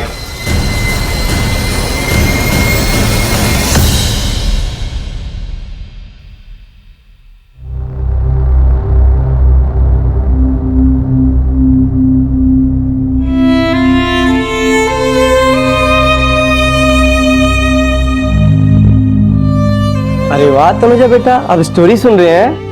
आपने मुझे डिस्टर्ब क्यों किया? वो इसलिए बेटा क्योंकि आपके इंजेक्शन का टाइम हो गया है। नहीं, मुझे इंजेक्शन नहीं लगाना है। बेटा तुमने मुझे प्रॉमिस किया था ना कि डॉक्टर जो भी बोलेंगे तुम वही करोगी। ओके मम्मा। Good girl my baby.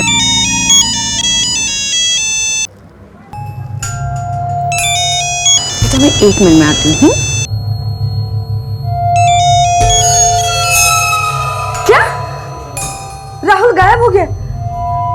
ये क्या कह रहे हो तुम? वर्षा तुम पैनिक मत हो, मैंने पुलिस को रिपोर्ट कर दी है, वो ढूंढ लेंगे राहुल को। दिलीप तुम्हारे लिए अपना काम ज्यादा इंपॉर्टेंट है या बेटा? हाँ तुम्हें पता है मैं तनुजा के पास से हिल भी नहीं सकती और तुम इतनी सी भी रिस्पॉन्सिबिलिटी ठीक से पूरी नहीं कर सकते कि अपने बेटे को स्कूल से टाइम पर पिक कर लो। हाँ चिल्ला के बात मत कर वर्षा, तुम्हारी सेंस ऑफ रेस्पॉन्सिबिलिटी से ज्यादा सेंस ऑफ रेस्पॉन्सिबिलिटी है मेरी। छोटी सी गलती क्या होगी कि दिलीप हमारा बेटा खोया है, तुम्हारे लिए जरा सी बात है। हाँ बेटा डरो मत, मैं तुम्हारी दादी जैसी हूँ, तुम्हारी मम्मी को मैं जानती हूँ। तुम झूठ बोल रही हो। नहीं बेटा मैं झूठ नहीं बोल रही। तुम्हारी मम्मी का नाम वर्षा है ना, वो तुम्हारी बहन को देखने हॉस्पिटल जाती है और तुम्हारे पिताजी का नाम दिलीप है। मैं तुम सबको बहुत अच्छे से जानती हूँ। तुम मुझे पकड़ के क्यों लाए हो? मम्मा मैं इसके साथ खेलूं? तो अंदर जा। नहीं मम्मा मुझे खेलना है। बोला ना मैंने एक बार, अंदर जा मतलब अंदर जा। चल ठीक है सर, मैं पता करता हूँ। सर वॉचमैन ने बताया कि स्कूल छूटने के बाद राहुल अकेला गेट के बाहर खड़ा था पेरेंट्स का वेट करते हुए, लेकिन उसको लेने के लिए कोई नहीं आया तो वो पैदल चला गया। इस स्कूल से उनके घर जाने वाले हर रास्ते में पूछताछ करते हैं, शायद कुछ मिले। सर ये साफ था कि राहुल की किडनैपिंग सुनीता, कुसुम, नीलम और गुरबंश नहीं की थी, पर फिलहाल पुलिस इस बात से अनजान थी। और तभी राहुल की मां वर्षा को एक धमकी भरा फोन आया। हेलो। और वर्षा जी कैसी हैं आप? बेटे की तो बहुत याद आ रही होगी ना आपको? कौन बोल रहा है? तेरी अम्मा। तेरे बेटे की जान की कीमत है 25 लाख रुपए। तेरी या मार दूं उसे? नहीं नहीं मेरे बेटे को कुछ मत करना, मैं पैसे लेकर आऊंगी। प्लीज प्लीज मेरे बेटे को कुछ मत करना। हेलो सर राहुल का अब तक कुछ पता नहीं चला। मैंने आसपास के बीट चौकी में पूछताछ की। सर वो सचमुच रास्ता भूल गया होता तो अब तक कोई ना कोई लीड तो मिल ही गई होती। सर क्या हो सकता है राहुल किडनैप हुआ हो। राहुल के पेरेंट्स के फोन सर्विलेंस पर डालो, हो सकता है किडनैपर्स उन्हें फिरौती के लिए कॉल करें। और उसके स्कूल से घर तक रास्ते में जितने भी सीसीटीवी हैं सबका फुटेज चेक करो। सर ये राजेश दाभोलकर के कॉल रिकॉर्ड। इस रिकॉर्ड के मुताबिक उसके फोन से पिछले दिनों एक नंबर पर लगातार कॉल हो रहे थे, जो आशुतोष त्यागी का दूसरा नंबर है। कल रात आशुतोष त्यागी के इस नंबर से राजेश दाभोलकर को कॉल किया था। सर ये नंबर अभी मानखुर्द में एक्टिव है। हो सकता है शिंदे मानखुर्द में आशुतोष त्यागी का कोई हाइड आउट हो। अपने खबरियों को एक्टिव करो और उसके इस दूसरे नंबर की लोकेशन ट्रेस करो। सर एक तरफ पुलिस राहुल की लीड ढूंढने की कोशिश कर रही थी, तो वहीं आशुतोष त्यागी को भी ट्रेस करने की कोशिश की जा रही थी।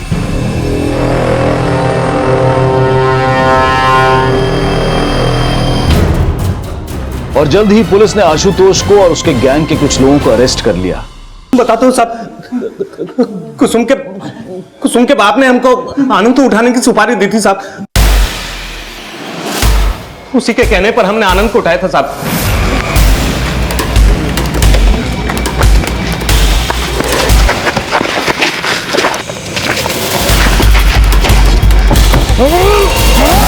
अगर राजेश दाभोलकर के कहने पे तूने आनंद को उठाया था तो सुनीता ने तुझे कॉल क्यों किया? सुनीता?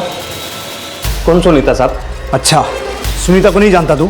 नहीं साहब मैं किसी सुनीता को नहीं जानता, लेकिन कुसुम की एक सहेली का फोन आया था मेरे पास में। अगर तू सुनीता को नहीं जानता तो सुनीता को कैसे पता चला कि तूने आनंद को उठाया? साहब कुसुम ने सुनीता को बताया होगा ना साहब। खुद बोल रहा है कि तूने राजेश दाभोलकर के कहने पर आनंद को उठाया, तो कुसुम को कैसे पता चला? साहब कुसुम को मैंने फोन किया था साहब, कुसुम का बाप आनंद को मारने के लिए 5 लाख रुपए दे रहा था और मैं आनंद को छोड़ने के लिए कुसुम से 10 लाख रुपए मांग रहा था। सोचा था दोनों से पैसा लेकर आनंद को टपका दूंगा।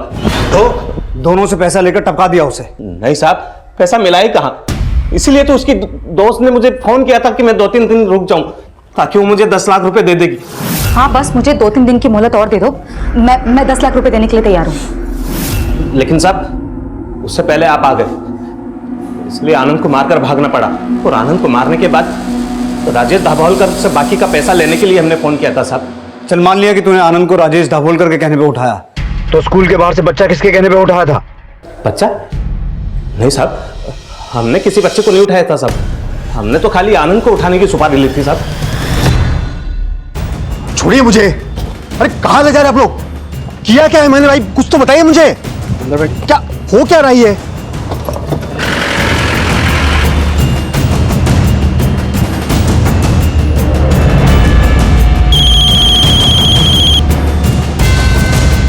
हेलो। हाँ सर, मैंने कहा था आनंद को उठाने के लिए, उसने मेरी पीठ पर छुरा भोंका, मेरी बेटी को लेकर भाग गया। मैं तो उसे मरवाना चाहता था सर, ताकि कुसुम के पास वापस आने के अलावा और कोई ऑप्शन ही ना बचे।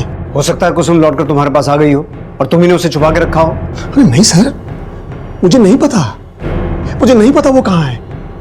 और अब तो मुझे डर भी लगने लगा है सर कि आनंद की मौत का सुनकर वो खुद ना कुछ कर बैठे। वो आनंद को लेकर बिल्कुल पागल थी सर। मैंने उसे बहुत समझाने की कोशिश की, लेकिन उसके मन में जब एक बात बैठ जाए ना, तो उसके अलावा और कुछ भी नहीं सोचती थी वो। बेटा थोड़ा सा खा ले। मुझे नहीं खाना, मुझे मम्मी के पास जाना है। थोड़ा सा खा ले ना बेटा। वर्षा पैसे देने के लिए मान गई है। सर आशुतोष के फोन पर सुनीता ने सिर्फ 2 बार कॉल किए थे। सर हो सकता है आशुतोष सच बोल रहा हो, वो सुनीता को नहीं जानता हो। सर जो 6 साल का बच्चा गायब हुआ है राहुल, मैंने उसके आस पड़ोस में पूछताछ की तो ये पता चला कि उसके माँ बाप दिलीप और वर्षा के बीच में बिल्कुल नहीं बनती थी। सर दिलीप वर्षा पे शक करता था कि उसका कहीं पे अफेयर है। और सर ये बात पता चली कि दोनों की एक बेटी भी है, तनुजा, जिसे स्किन कैंसर है। और दिलीप वर्षा से तलाक लेने के बाद बेटे को अपने पास रखना चाहता था, बेटी को नहीं। तो कहीं ऐसा तो नहीं कि दिलीप ने खुद ही अपने बेटे को किडनैप करवाया हो? वो जानबूझकर उस दिन राहुल को स्कूल से लेने गया ही नहीं। सर हो सकता है आपका अंदाजा सही हो, क्योंकि राहुल की किडनैपिंग के बाद से उसके पेरेंट्स को कोई रैंसम का कॉल भी नहीं आया। दिलीप और वर्षा दोनों के कॉल रिकॉर्ड्स निकालो और दोनों को यहाँ बुलाओ। सर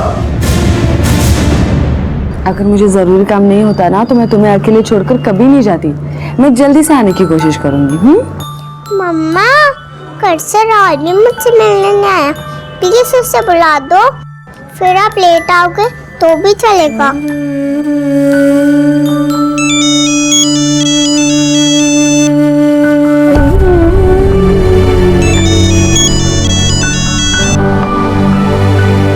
हेलो वर्षा जी, गोराई थाने से सब इंस्पेक्टर संतोष शिंदे बोल रहा हूँ। जी बोलिए।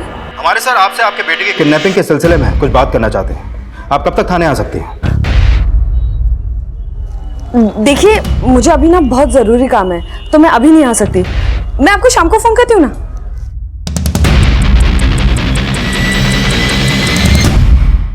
सर मैं मानता हूँ, मुझे अपनी बीवी वर्षा पे शक है। शक है तो फिर ये भी जानते होंगे कि उसका अफेयर किससे है? सर ये मुझे नहीं पता, लेकिन उसके बिहेवियर से ऐसा लगता ही है कि जैसे उसके किसी न किसी के साथ तो अफेयर है। इसीलिए तुम उससे डिवोर्स लेना चाहते थे, लेकिन कस्टडी सिर्फ बेटे की चाहते थे, बेटी की नहीं। ऐसा क्यों? सर ऐसा नहीं है, मैं अपना बेटा और बेटी दोनों को चाहता हूँ। लेकिन फिर भी उस दिन अपने बेटे को टाइम पर स्कूल लेने नहीं पहुंचे। कहीं ऐसा तो नहीं कि अपने बेटे को किडनैप तुम्ही ने करवाया हो?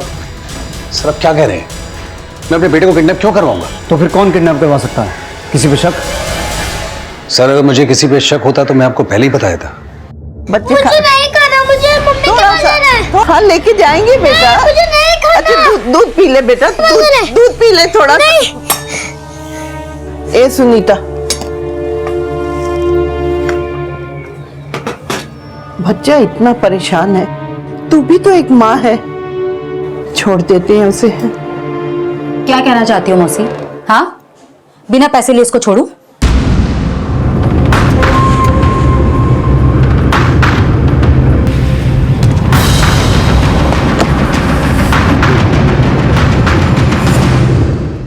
सर मैंने दिलीप की अलीबाई कंफर्म की जिस समय बच्चों के स्कूल की छुट्टी हुई वो अपने क्लाइंट के साथ ही था। उसके फोन लोकेशन से भी ये कंफर्म होता है। उन चारों औरतों सुनीता, नीलम, कुसुम और गुरबंश की कोई इन्फॉर्मेशन? नहीं सर, फिलहाल तो कोई इन्फॉर्मेशन नहीं मिली। ना तो मुन्ना के केस फाइल से कोई लीड मिली और ना ही आनंद के नाम पे जो टेम्पो रजिस्टर्ड था वहां से कुछ मिला। और सर सुनीता के पहले पति के बारे में भी कुछ पता नहीं चल पाया।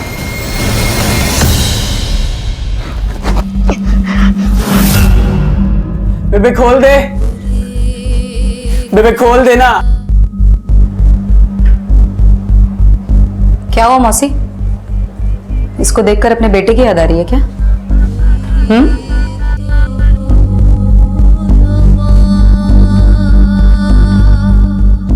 अब क्या कर सकते हैं ना मौसी, अब आपके नसीब में बहू बेटे का सुख ही नहीं लिखा है तो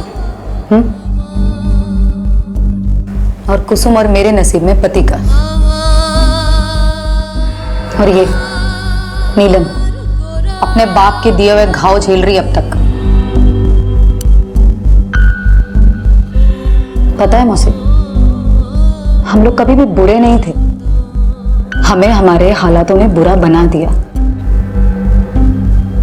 पता है, जब मैं इस घर में शादी करके आई थी ना, तब मुझ में कोई कपट नहीं थी। यहीं से मेरा गृह प्रवेश हुआ था और तब से नर्क के दिन शुरू हो गए मेरे। मेरा पति साला अक्षय अड़प्पा दारू पीकर मुझे रोज मारता था।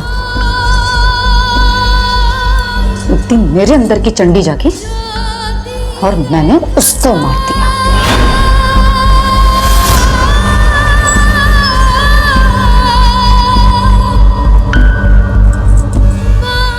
मार दिया मैंने उसे और मार कर काट दिया इसी घर के आंगन में। लेकिन तब भी पुलिस नहीं पकड़ पाई थी मुझे, तब भी नहीं पकड़ पाई थी। लेकिन इस पूजा के चक्कर में साला सब वाट लग गई। वाट तो मेरी लगी है, उसकी लाश को सीने से भी नहीं लगा पाई मैं। सब वर्षा ने बोला था कि वो खुद थाने आ जाएगी, लेकिन अभी तक नहीं पहुंची और काफी देर से उसका फोन भी बंद है।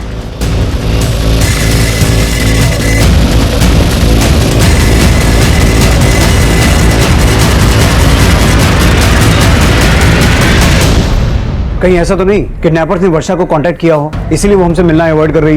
लेकिन सर वर्षा के फोन पर तो अभी तक कोई भी रैंसम कॉल नहीं आया और ना ही उसके कॉल रिकॉर्ड में कोई ऐसा नंबर मिला है जिससे लगे कि उसका किसी और के साथ अफेयर था, जैसे उसके पति को शक था। शिंदे, वर्षा दूसरा नंबर भी तो इस्तेमाल कर सकती है, पता लगाओ। हो सकता है किडनैपर्स ने उसी नंबर पे कॉल किया हो। सर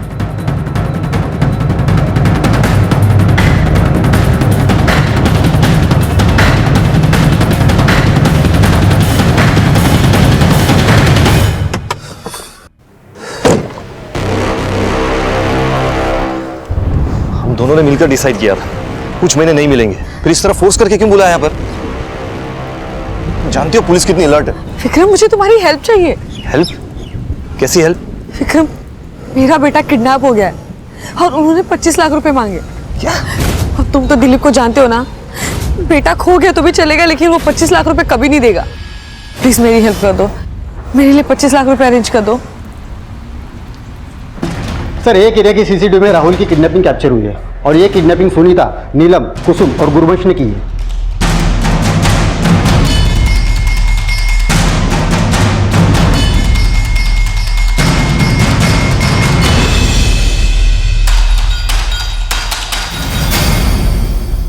नंबर प्लेट बदल दिया होगा शिंदे, ये चारों बहुत शातिर हैं। वर्षा को फोन लगा? नहीं सर। मुझे लगता है किडनैपर्स ने वर्षा को जरूर कांटेक्ट किया होगा और वर्षा पैसा लेकर उनसे अपने बच्चे को लेने गई होगी। शिंदे, तुम वर्षा के पति दिलीप से मिलो, हॉस्पिटल जाओ, शायद पता चले कि वर्षा कहाँ और किसके पास है जो उसका नंबर बंद आ रहा है। सर। हेलो सर, मैं शीना शेट्टी बोल रही हूँ, विक्रम की वाइफ। आपसे मिलना चाहती हूँ, कुछ इन्फॉर्मेशन शेयर करनी है। सर वर्षा वो तो काफी देर से नहीं आई है, उसकी बेटी भी उसके लिए परेशान हो रही है। अच्छा, कौन से वार्ड में है उनकी बेटी? आइए सर।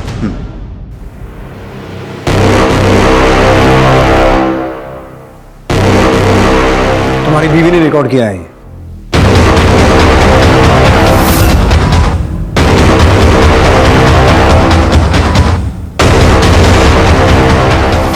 और इनका यह भी कहना है कि तुम्हारा सिर्फ वर्षा के साथ नहीं और कईयों के साथ अफेयर है। मानता हूं सर, मेरा अफेयर है वर्षा के साथ, बट सिर्फ वर्षा के साथ है और कोई नहीं। वर्षा का बेटा किडनैप हुआ है, उसके बारे में क्या जानते हो? उसी सिलसिले में वो मुझसे मिलने आई थी। किडनैपर्स ने 25 लाख फिरौती मांगी थी, पैसे लेने आई थी वो। और तुमने उसे पैसे दे दिए? सर जब आपका फोन आया तो बैंक से पैसे विड्रॉ करके मैं उसी को दे रहा था।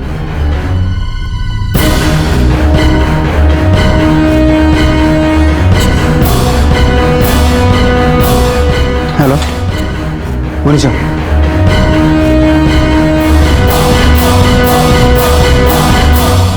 मतलब तुम्हारी और वर्षा की दोस्ती इतनी गहरी है कि तुमने उसे 25 लाख रुपए दे दिए? सर मेरा बस चले तो मैं शीना को डिवोर्स देकर वर्षा से शादी कर लूं। कब से जानते हो एक दूसरे को? 2 महीने पहले मुलाकात हुई थी। मैं एक हॉस्पिटल में गया था, वर्षा की बेटी तनुजा का कैंसर का ट्रीटमेंट चल रहा था वहां। बहुत परेशान थी वो। मैंने एक डॉक्टर सजेस्ट किया था, बस उसके बाद से हमारी बातचीत शुरू हो गई।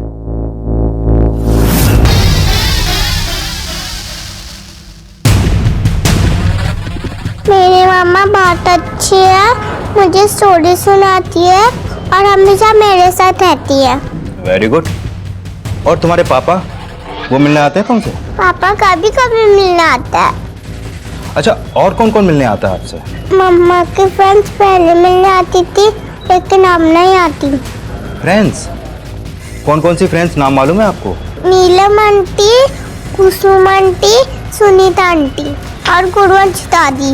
ये सभी लोग मुझसे और मम्मा से बहुत प्यार करते हैं। लेकिन तुम्हारे और वर्षा के कॉल रिकॉर्ड्स में तुम्हारा कोई कनेक्शन सामने नहीं आया। हमारे पास दूसरे नंबर्स थे, हम उसी पर बात करते थे। लेकिन तुम्हारे और वर्षा के कॉल रिकॉर्ड्स में तुम्हारा कोई कनेक्शन सामने नहीं आया। हमारे पास दूसरे नंबर्स थे, हम उसी पर बात करते थे। वर्षा का दूसरा नंबर दो। हाँ बोल छिड़के। अगर सुनीता, नीलम, कुसुम और गुरबंश वर्षा को मिलने आते थे तो कहीं ऐसा तो नहीं कि वर्षा भी उनके गैंग की हो? सर, सुनीता के पहले पति की इंफॉर्मेशन मिली है, उसका एक घर नायगांव में है। एक मिनट सर। हेलो, ठीक है सर, वर्षा का फोन भी नायगांव में एक्टिव है। Let's go.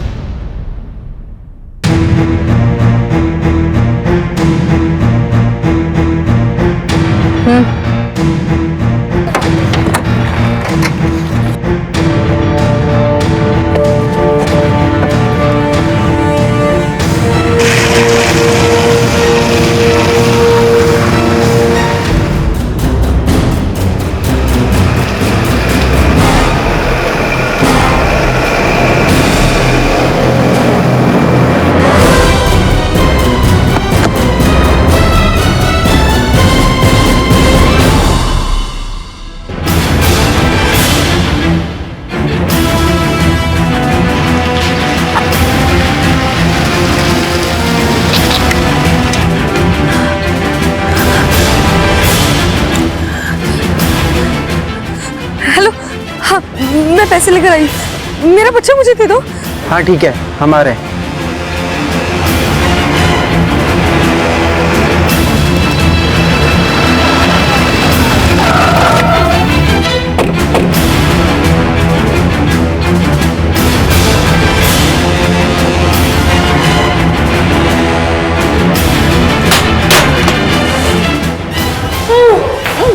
खोलो इन्हें और लेकर चलो।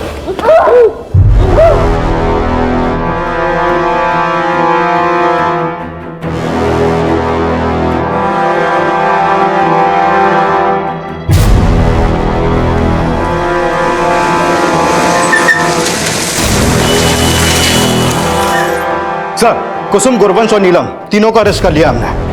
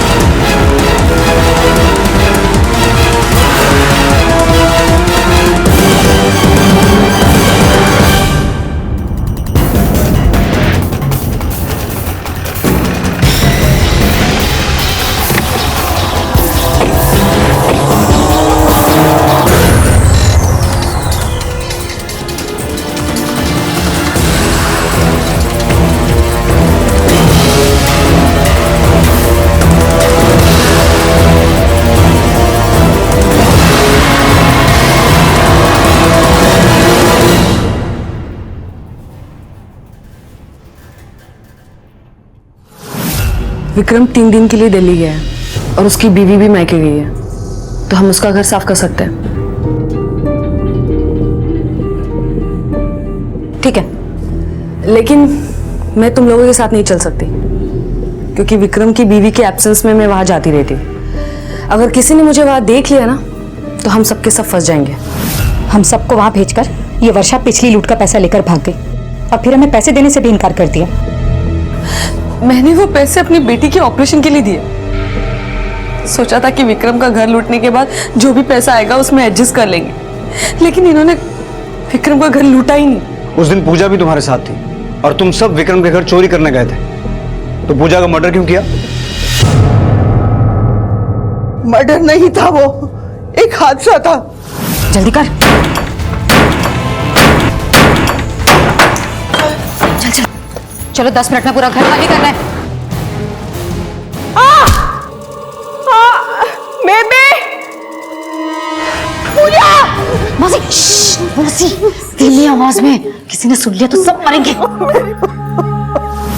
और उसके बाद मौसी इतनी जोर से चिल्लाई कि हम सबको उस घर को बिना लूटे ही वहां से भागना पड़ा। ये तो पूजा की लाश को भी साथ में ले जाना चाह रही थी, वो तो हम किसी तरह से इन्हें लेकर भागे। निकलो यहाँ से, उठाओ मौसी, मौसी चलो जल्दी जल्दी निकलो यहाँ से। चलो चलो चलो चलो चलो।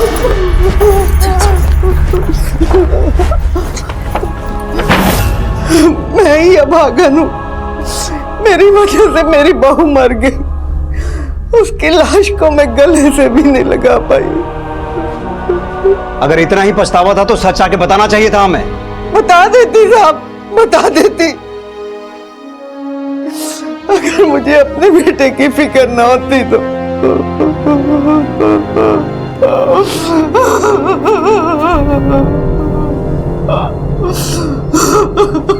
इस केस में सुनीता द्वारा किए गए उस अपराध का भी खुलासा हुआ जिसमें उसने अपने पति अक्षय अडप्पा की हत्या करके उसकी लाश उसी के घर में चुनवा दी थी।